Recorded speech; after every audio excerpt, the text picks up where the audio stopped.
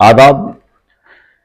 आज हम लोग इस सीरीज में जो अगली बात करने जा रहे हैं वो हुमायूं के बारे में।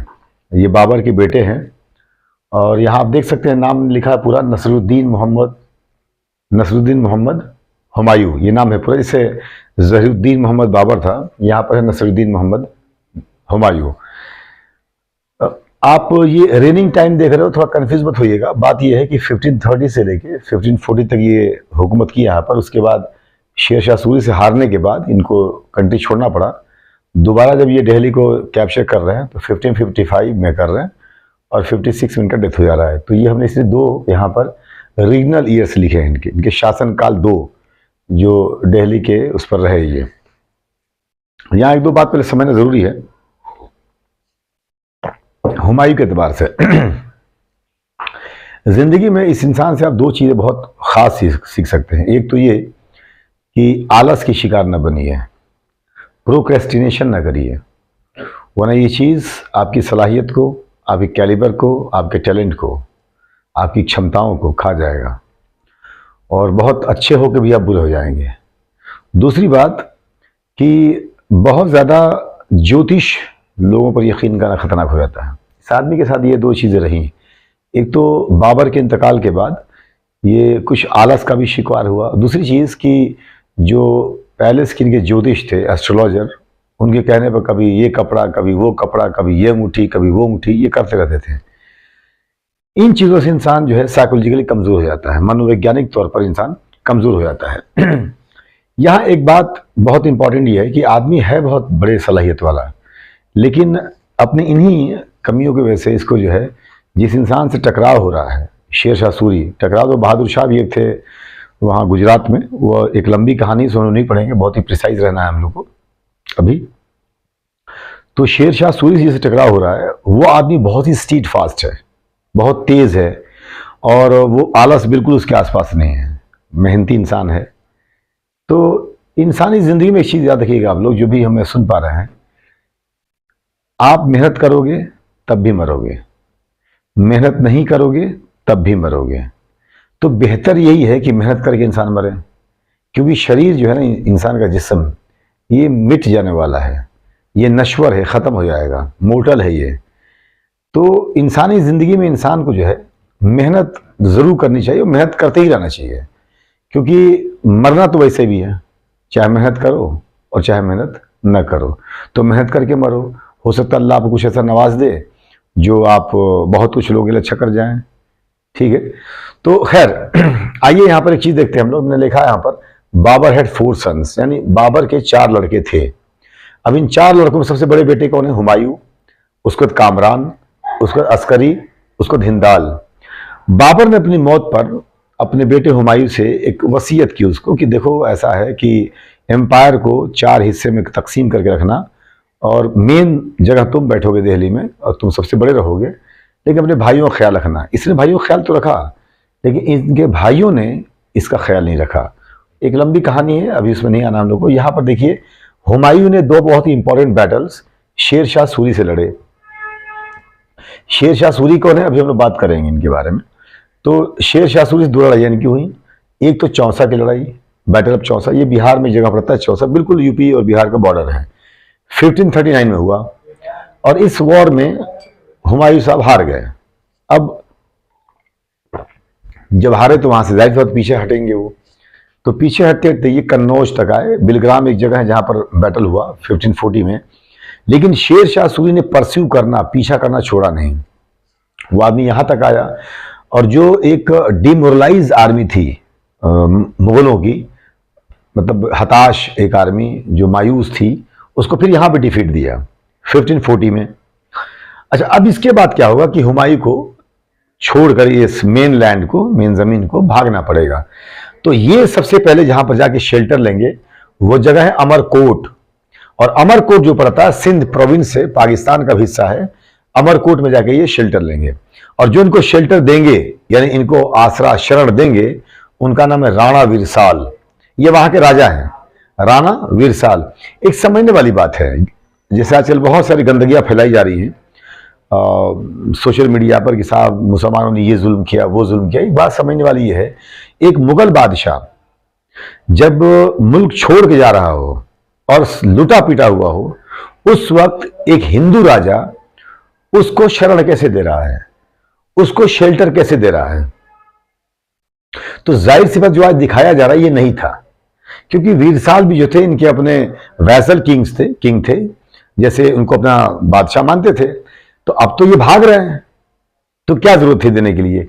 राणा वीरसाल ने इनको शेल्टर दिया, और जब शेर शाह सूरी ने कम्युनिकेट किया राणा वीरसाल से और कहा कि सुनो, या तो हुमायूं को हमारे हवाले करो या हम तुम्हें ऊपर वाले के हवाले कर देंगे, तो राणा वीरसाल लड़ने के लिए तैयार थे हुमायूं के लिए शेर से, लेकिन हुमायूं ने मना कर दिया, कहा कि न लड़ो, ये तुम्हें हरा भी देगा और तुम्हें नुकसान पहुंचाएगा। हम इससे लिख दो लेटर एक तुम कि मैं जो है निकल रहा हूं यहां से, हमने तुम्हें निकाल दिया और तुम उसको जो है अपना सुल्तान और बादशाह मान लो। खैर राणा वीरसाल साहब जो एग्री कर गए। तो कहने का मतलब यह है कि अगर बहुत ज्यादा नफरत वाली बात थी उस जमाने में, तो ऐसे मौके पर जब एक इंसान भाग रहा है तो उसको एक हिंदू राजा राणा वीरसाल साहब क्यों देंगे एक शेल्टर। ठीक है। दूसरी बात, यहां याद ये रखना है कि अमरकोट में ही अकबर की पैदाइश हुई। अकबर जो पैदा हुए, जो आगे चलकर मुगल बादशाह बनेंगे, वो अमरकोट में ही पैदा हुए। ये बहुत इंपॉर्टेंट पॉइंट है, इसको याद रखिएगा। अगली बात हुमायूं के हवाले से, चूंकि बहुत ही शॉर्ट हम लोग करना चाह रहे हैं इसको, टूम की बात, यानी हुमायूं का मकबरा। हुमायूं के मकबरे की बात होगी तो दिल्ली में है, ये ऑक्टेगनल शेप में है, अष्टभुजे में है, रेड सैंडस्टोन का बना हुआ है। और टूम ऑफ हुमायूं जो है, हुमायूं का मकबरा, इनकी बीवी उन्होंने बनाई थी, जिनका नाम था हाजी बेगम। और ये अकबर के टाइम में बना, जब अकबर यहाँ बादशाह रहे, तो हुमायूं की जो बीवी थी हाजी बेगम, उन्होंने बनाया हुमायूं टूम। ठीक है, टूम ऑफ हुमायूं। अगली बात यहां पर लिखा हुआ हुमायूं नामा, ये हुमायूं की बायोग्राफी है, यानी उनकी जो है उनके बारे में लिखा गया। और ये लिखने वाली जो है गुलबदन बेगम है। गुलबदन बेगम हुमायूं की सौतेली बहन है, बाबर की बेटी हैं, सौतेली बहन। जाहिर सी बात है इनकी मां दूसरी थी। इन्होंने अपने भाई की जीवनी लिखी, बायोग्राफी जीवनी, तो इसका नाम है हुमायूं नामा। अगर आपसे पूछेगा कि हुमायूं नामा किसने लिखी, तो गुलबदन बेगम ने लिखी। खास बात क्या है, एक समझने वाली बात है कि अगर गुलबदन बेगम हुमायूं नामा लिख रही हैं, यानी अपने भाई की जीवनी लिख रही हैं, तो इसके मतलब वो पढ़ी लिखी रही होंगी। इससे एक बात इन्फर किया जा सकता है कि मुगल लेडीज, जो मुगलों की औरतें थीं या बच्चियां थीं, वो पढ़ी लिखी थीं, वो पढ़ना लिखना अच्छे से जानती थीं, और उन्हें आर्टिकुलेशन का तरीका पता था कि कोई चीज लिखी कैसे जाएगी। ठीक है, आइए बात करते हैं यहां मेन शेर शाह सूरी के बारे में। यहां मैंने लिखा सूर डायनेस्टी, इसको पठान डायनेस्टी भी था ये अपने आप में। बेसिकली ये रिवाइवल है पठान डायनेस्टी का। जो लोदीज खत्म हुए थे, जो हार गए थे पानीपत में 1526, जो हम लोग बात कर चुके हैं पहले, तो ये शेर शाह सूरी जब बादशाह बनेंगे, तो बेसिकली बात यह है कि ये दूसरी पठान डायनेस्टी अपने आप में है, जिसको सूर डायनेस्टी कहते हैं। वो अलग बात है, ये बहुत लंबा नहीं चल पाई, हम लोग बात करेंगे थोड़ा सा इस पर क्यों नहीं चल पाई। लेकिन आइए बात करते हैं इसके फाउंडर की, शेर शाह सूरी की। रियल नाम इनका फरीद खान है, फरीद खान नुहानी, ये रियल नाम है फरीद खान। और इनका जो टाइटल है ये रहा, वो शेर शाह सूरी रहा। रिगनल ईयर अगर बात करें हम लोग, शासनकाल, तो 1540 से लेके 1545 तक, यानी 1540 से लेके 1545 तक ये बादशाह रहे यहाँ पर। और ये रहे तो बहुत कम टाइम बादशाह, लेकिन इनका इंपैक्ट, इनका असर ऐसा है कि हिंदुस्तान में अब तक उस चीज को देखा जा सकता है। बात करेंगे अभी क्या चीज देखा जा सकता है। आइए पहले बात करते हैं शेर शाह। ये शेर खान नाम हुआ इनका पहले। ये कैसे हुआ? बिहार के गवर्नर थे बहार खान नुहानी, उनके ये गार्ड्स में से थे पहले, जो इन्होंने स्टार्ट लिया। तो एक दफा एक शिकार पर जब गए लोग, तो शेर के साथ इनका टकराव हुआ और काफी जख्मी भी हुए थे उसमें। लेकिन शेर को मारकर और उसके गर्दन को, उसके सर को जो है तलवार में लगाकर ले आए। और बहार खान नुहानी साहब ने जो है इनसे खुश होकर और इनको टाइटल दिया शेर खान। तो फरीद खान से ये शेर खान बन गए। और बाद में जो है ये शेर शाह सूरी के नाम से मशहूर हुए। एक ख़ास बात ये भी है कि अगर फरीद खान की बात की जाए तो एक ज़मींदार, बहुत ही बड़े ज़मींदार नहीं, एक ज़मींदार के बेटे हैं ये, और इनकी तालीम जो हुई थी, जो शिक्षा हुई थी, वो जौनपुर में हुई थी। हम लोग पिछले वीडियो में बात कर चुके हैं किसी एक में, जिसमें हमने जौनपुर डिस्कस कराया था शर्की डायनेस्टी के टाइम पर, जिसको शिराज ऑफ ईस्ट भी कहते हैं, शिराज मशरिक कहते हैं। तो वहीं इनकी तालीम हुई थी। अब ये किंग बनने से पहले बहुत इनको पापड़ बेलने पड़े। एक वो लंबी कहानी है जिसमें कहाँ कहाँ उन्होंने शादी की, कैसे मैनेज किया, तमाम चीज़ें हम लोग उस पर नहीं पढ़ेंगे अभी। फिलहाल डायरेक्टली आते हैं, इनके अचीवमेंट्स की बात करते हैं। तो अगर अचीवमेंट की बात की जाए तो आप और हम जो रुपया इस्तेमाल करते हैं, और दुनिया की कई कंट्री में जो करेंसी रुपया है, ये बेसिकली शेर शाह सूरी का दिया हुआ है। शेर शाह सूरी साहब ने चांदी के सिक्के चलाए, जो सिल्वर क्वाइन है जिसे रुपया कहा गया। तो रुपये की अगर बात होगी, जो आज रुपये की बड़ी लड़ाई है, वो बेसिकली शेर शाह सूरी साहब को चलाया हुआ है। और आज कई कंट्री, चाहे आप इंडिया की बात कर लें, पाकिस्तान की बात कर लें, नेपाल की बात कर लें, इंडोनेशिया की बात कर लें, इस तरह कई ऐसे कंट्री हैं जहाँ पर रुपया उनका करेंसी है। सिल्वर कॉइन था, याद रखना है। अक्सर आपने सुना होगा GT road, grand trunk, GT grand trunk, बड़ी सूंड, बड़ी शाख, जो भी आप कह लो। बेसिकली ये रोड जो था शाहराहे शेरशाह था, शाहराहे शेरशाह। और ये सोनारगांव बांग्लादेश में पड़ता है, सोनारगांव। वहां से पेशावर के थ्रू होते हुए ये काबुल तक जाता था, ये अफगानिस्तान तक। और इस रोड की लंबाई जो है 3710 किलोमीटर है, यानी 3710 किलोमीटर। आप समझ सकते हो कितना बड़ा रोड रहा होगा। मिडवल टाइम में इतना बड़ा रोड एशिया में नहीं मिलता है। एशिया का लॉन्गेस्ट रोड है अपने आप में, मिडवल टाइम का, जो इतना बड़ा रोड है। इस रोड के बनवाने के पीछे मकसद क्या थी, बड़ी कमाल की बात है। शेर शाह सूरी का यह कहना था कि हमारी आर्मी कभी मूव करे तो हमारे किसानों का फसल नुकसान ना हो, हमें कहीं जाना हो तो हमारे किसानों को दिक्कत ना हो, और लोग आसानी से एक जगह से दूसरी जगह जा सकें।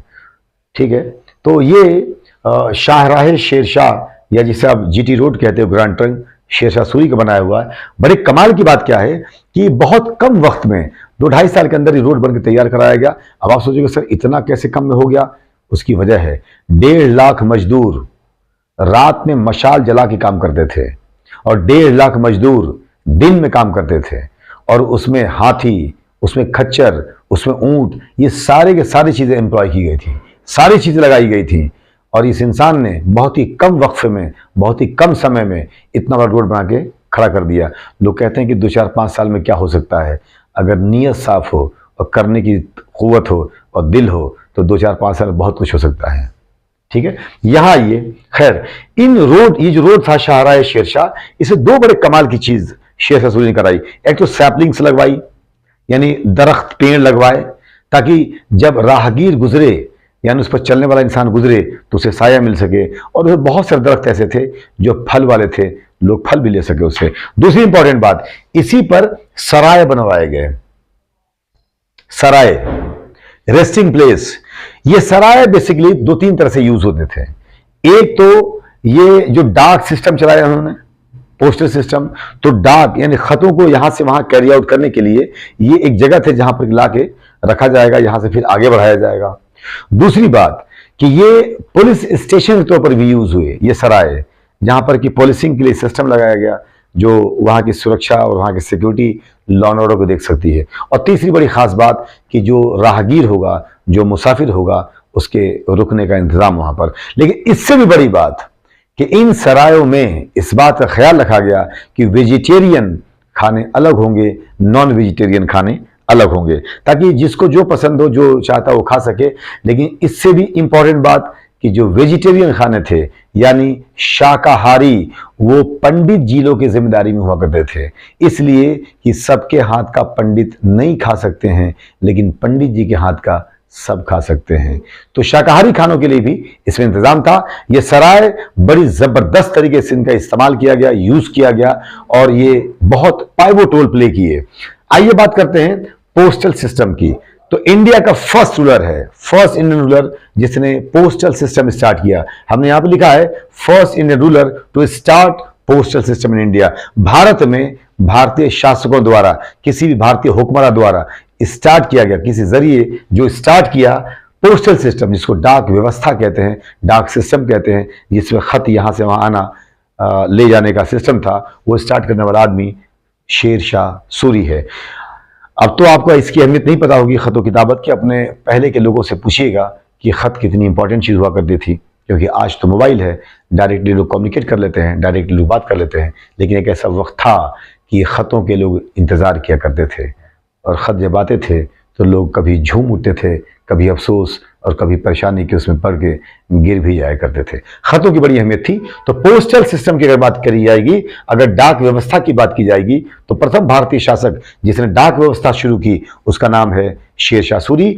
और मैंने अभी बताया आपको कि इनके लिए सराय जो है यूज किए गए। ठीक है। दूसरी बात, जमीन को स्केल करने का मामला, यानी पूरी अपने एम्पायर की लैंड को जो स्केलिंग कराई इन्होंने, और करा के डिमार्केट किया जमीनों को कि इसमें उपजाऊ कौन, कम उपजाऊ कौन है, मतलब ज्यादा यील्ड वाला कौन है, ज्यादा यहाँ पर फर्टाइल कौन है, लेस फर्टाइल कौन है। और पूरी स्केलिंग करने के बाद टैक्सेशन का जो सिस्टम लगा वो लैंड की क्वालिटी के एतबार से लगा, सिर्फ जमीन पर नहीं लगा, जमीन की क्वालिटी कैसी है, उसकी गुणवत्ता कैसी है, उस पर उपज कितना हो सकता है, उसके अकॉर्डिंगली जो है टैक्सेशन का सिस्टम किया गया। इस पूरे सिस्टम को जो तैयार करने वाले आदमी हैं उनका नाम है टोडरमल, जो बाद में अकबर के जमाने में भी उनके फाइनेंस मिनिस्टर रहेंगे, और शेर शाह सूरी के भी वो फाइनेंस मिनिस्टर रहे। आगे चलकर अकबर इन्हें टाइटल देंगे राजा, और ये मशहूर होंगे राजा टोडरमल के नाम से। लेकिन खास बात यह है कि इस आदमी का ने ही, टोडरमल साहब ने सबसे पहले ये लैंड पैमाइश की काम की, जो कराया शेर शाह सूरी ने, जो बादशाह थे, जो सुल्तान थे यहाँ के, उन्होंने कराया। तो ये भी बात याद रखनी है कि स्केलिंग की अगर बात होगी पूरे लैंड की, तो इन्होंने लैंड की स्केलिंग करा के टैक्सेशन को according to the quality of land, जमीन की गुणवत्ता के एतबार से तैयार कराई। अगली बात, टोडरमल साहब ने जो सिस्टम तैयार किया उसको कहते हैं पट्टा और कबूलियत। देखिए हमें लिख रखा है पट्टा और कबूलियत। पट्टा क्या होता है? एग्रीमेंट है ये, यानी एग्रीमेंट बिटवीन स्टेट या बादशाह या सुल्तान एंड हिज पीजेंट्स, जो उनके अपने किसान थे, डायरेक्टली उनसे लेन देन की बात की गई। यानी टैक्स जो होगा, लैंड टैक्स, भू कर जो कहते थे, वो आप कितना देंगे नहीं देंगे, ये डायरेक्टली गवर्नमेंट तय करती थी किसान से। और जो तय होता था उसी को, जो तय के डॉक्यूमेंट होते थे उसको कहते थे पट्टा। और अगर किसान ने उसको एक्सेप्ट कर लिया तो उसको कहते थे कबूलियत।